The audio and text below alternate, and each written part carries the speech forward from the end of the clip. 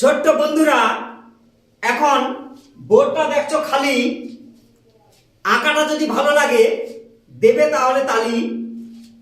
প্রথমে সুন্দর করে লিখো এফ, এইভাবে এফ লিখো। তারপর লম্বা করে দাও টান, এইভাবে নিচের দিকে যান, এরকম দুদিকে দাও বাড়িয়ে, আবার উপর দিকে সমান করে রেখা যাচ্ছে তো দেখা, সমান করে দাও রেখা, ভি উল্টে দাও ঢপাস করে, রেখা টানো একটা খপাস করে, গোল করে ঘুরিয়ে এইভাবে দাও জুড়িয়ে,